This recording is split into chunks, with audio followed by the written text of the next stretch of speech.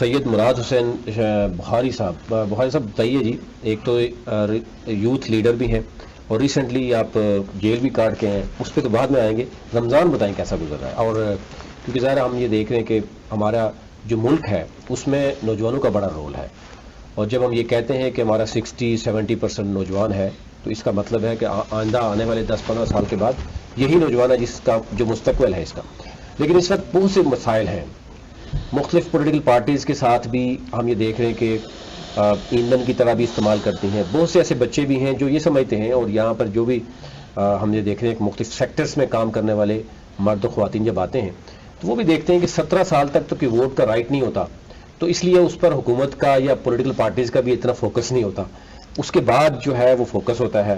तो क्या समझते हैं कि एक तो आप सबसे पहले तो बताइए रमज़ान कैसा गुजर रहा है, और क्योंकि आने के बाद जो इस वक्त पॉलिटिकल सूरत चल रही है वो भी आपके सामने है, लेकिन जो महंगाई है या नौजवानों का जो रोल है उसको आप कैसे देख रहे हैं? बिस्मिल्लाहिर्रहमानिर्रहीम। सबसे पहले आपका शुक्रिया जी कि आपने इस रमज़ान ट्रांसमिशन में मुझे यहाँ पे बात करने का मौका दिया।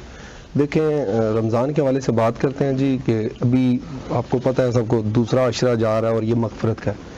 तो सबसे पहले तो इंसान को एक अल्लाह ने मौका दिया रमज़ान में इबादत करने का और माफ़ी मांगने का अल्लाह से। जितने भी गुनाह इंसान करता है ज़मीन से आसमान तक गुनाहों का अंबार लगा दे, लेकिन अल्लाह से सच्चे दिल से तौबा करे, रो के गिड़गिड़ा के माफ़ी मांगे तो अल्लाह के ख़जाने में कमी नहीं है, वो इंसान को माफ़ करता है।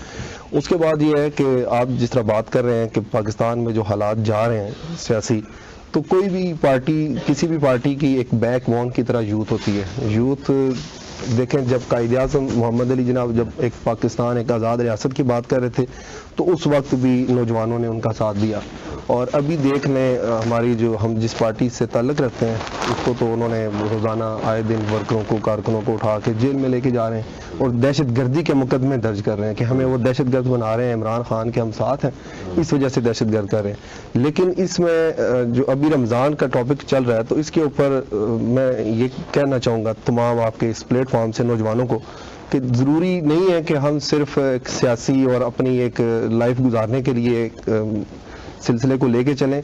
नौजवान, मैं कहता हूँ कि जवानी में जो इंसान इबादत करता है ना उसका मज़ा ही अपना है।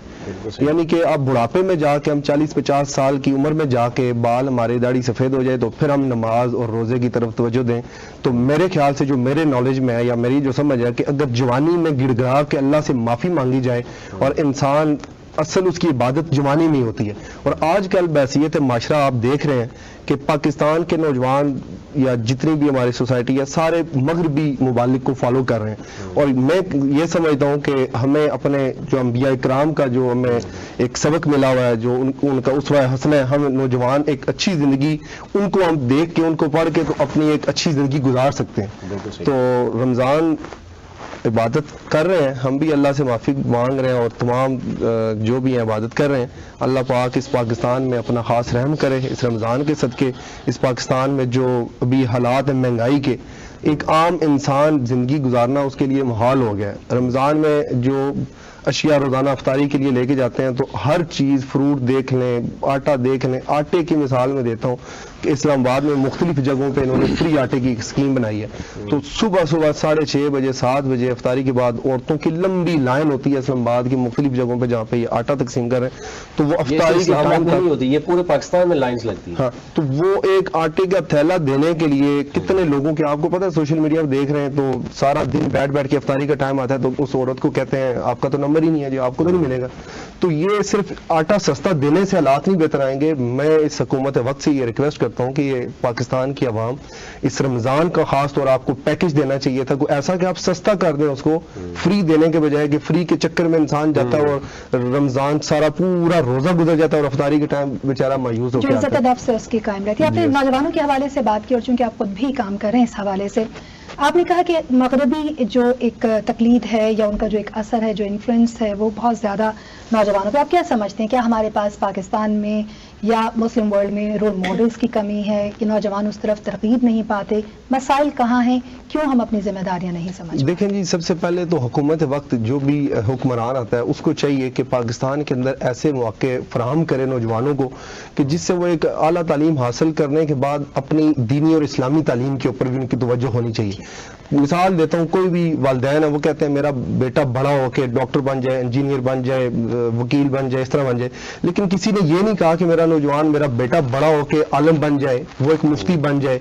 वो एक इसलिए हमारे लिए जरूरी है कि हमारी एक कामयाब जिंदगी तब भी गुजार सकते हैं कि हम अपने हजरत मोहम्मद सल्लल्लाहु अलैहि वसल्लम की जो उनके बताए हुए जिंदगी के गुजारने के तरीके हैं उनके ऊपर हम चलेंगे तो तभी होगा। उस हवाले से जब टीचर रिसेंटली जब पीटीआई की गवर्नमेंट थी तो उन्होंने एक 2 यूनिवर्सिटियों में एक नई यूनिवर्सिटी बनाई, उसमें इस्लामी सारी तालीमात उन्होंने देनी थी। और केपी में आपने खासतौर पर देखा होगा वहां पे कुरान मजीद जो है इसको एक लाजमी सब्जेक्ट करार दिया गया। उससे पहले यह था कि एक हमारी अरबी या क्या उसे कहते हैं कि इस्लामियात होती है, उसमें पढ़ते हैं, आधे घंटे का पीरियड होता है, तो उसके बाद बच्चों की सारों का फोकस यही होता है कि हम मगरब को फॉलो करें, हम ये इस डिपार्टमेंट में जाएं। दीन और दुनिया के हवाले से अगर एक बैलेंस हमारे